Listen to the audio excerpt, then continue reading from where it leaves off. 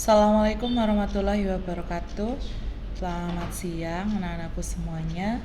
Pada kesempatan siang hari ini Ibu akan menjelaskan mengenai komponen laporan keuangan yang pada mana kemarin Ibu sudah menyampaikan, yaitu mengenai dasar-dasar dari laporan keuangan. Hari ini Ibu akan melanjutkan, yaitu menjelaskan mengenai komponen laporan keuangan. Baik.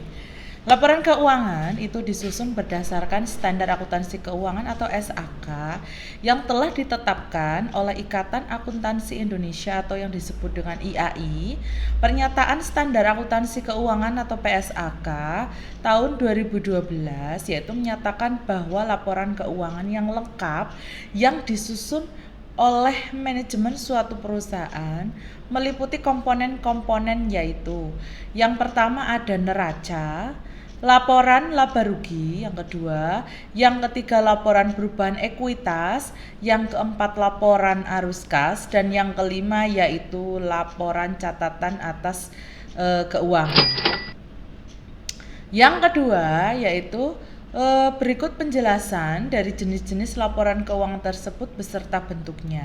Yang pertama tadi itu adalah ada neraca atau yang disebut dengan balance sheet, yaitu laporan sistematis tentang aktiva atau aset, kewajiban atau hutang, dan ekuitas atau modal suatu perusahaan pada akhir periode. Tujuannya adalah untuk menunjukkan posisi keuangan suatu perusahaan pada suatu tanggal tertentu. Untuk neraca itu sendiri dibagi menjadi dua, ada bentuk stafel dan juga bentuk T atau bentuk skontro atau bentuk rekening. Untuk bentuk stafel itu memanjang ke bawah, yaitu antara aktiva dan pasiva itu sejajar, ya, memanjang ke bawah. Menurun ke bawah, ya, yaitu aktiva lancar, aktiva tetap, kemudian di bawahnya ada kewajiban dan juga modal. Untuk yang bentuk T atau skontro atau bentuk rekening itu sejajar, ya, antara aktiva dengan pasiva. Aktiva itu ada aktiva lancar dan aktiva tetap, kemudian pasivanya dan juga ada kewajiban dan juga modal, ya. Nah, ini nanti jumlahnya antara jumlah aktiva dengan jumlah pasiva itu harus sama, ya, atau dikatakan balance. Nah, makanya dinamakan dengan laporan neraca atau balance sheet. Yang kedua ada laporan laba rugi, yaitu laporan yang berfungsi untuk memberikan informasi mengenai hasil yang didapat oleh perusahaan dalam periode tertentu, apakah perusahaan tersebut mendapatkan laba atau justru merugi. Bentuknya ada dua juga, yaitu single step income statement dan juga bentuk bertahap atau multiple step. Untuk yang model single step atau single step income statement, yaitu antara pendapatan baik yang usaha maupun di luar usaha itu digabung menjadi satu, kemudian dikurangkan dengan jumlah biaya atau jumlah beban, baik itu yang usaha maupun yang di luar usaha. Nanti ketemunya berapa? Nah, di jumlah ketemunya berapa, kemudian dari jumlah pendapatan dikurangkan dengan beban, akan ketemu laba bersih. Apabila pendapatan itu lebih besar daripada beban atau biaya yang dikeluarkan, maka perusahaan tersebut dikatakan laba atau untung. Yang kedua, model bertahap atau multiple step, yaitu pendapatan usaha dan beban usaha itu dijumlah menjadi satu, ya. Artinya tidak dipisah secara sendiri-sendiri seperti tadi waktu yang model single step income statement. Kemudian yang pendapatan di luar usaha juga digabung dengan beban di luar usaha, ya. Selanjutnya ada laporan perubahan ekuitas atau modal atau capital statement. Laporan yang menunjukkan sebab-sebab adanya perubahan modal dari modal awal sampai dengan modal akhir periode.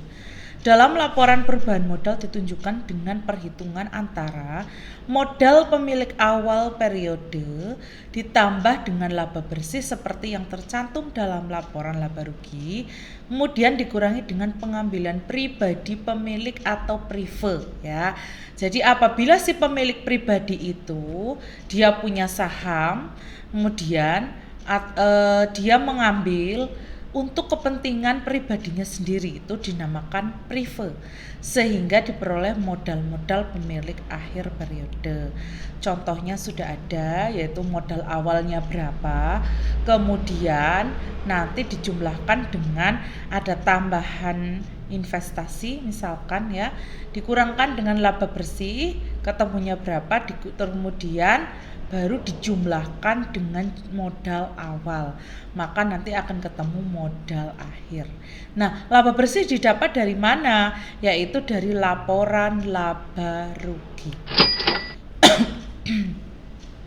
Laporan arus kas, yaitu yang selanjutnya, atau statement of cash flow, yaitu laporan yang menunjukkan arus kas masuk dan arus kas keluar.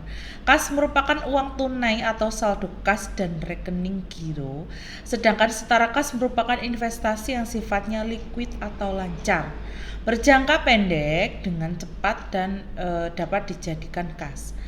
Untuk laporan arus kas itu sendiri nanti dibedakan menjadi 3. Ada arus kas dari aktivitas operasi, arus kas dari aktivitas investasi, dan dari aktivitas pendanaan.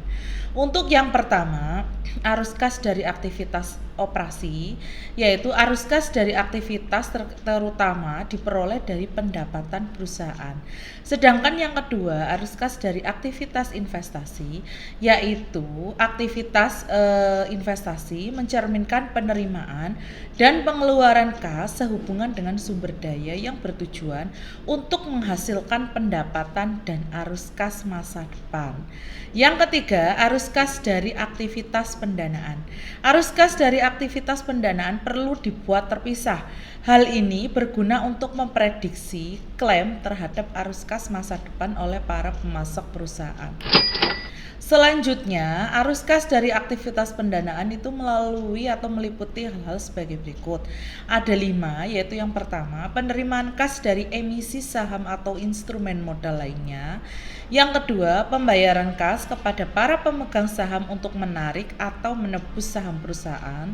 Yang ketiga, penerimaan kas dari emisi obligasi, pinjaman, wesel, hipotek, dan juga pinjaman lainnya.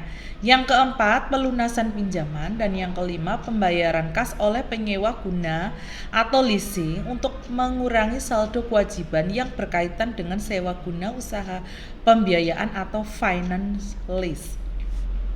Yang kelima yaitu catatan atas laporan keuangan, yaitu merupakan catatan yang disajikan secara sistematis untuk menghasilkan informasi dasar penyusunan laporan keuangan dan kebijakan akuntansi yang digunakan dalam penyusunan laporan keuangan serta memberikan informasi yang relevan untuk memahami laporan keuangan.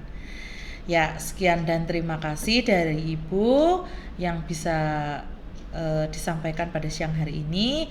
Apabila ada kekurangan mohon maaf. Wabillahi taufiq wal hidayah. Wassalamualaikum warahmatullahi wabarakatuh.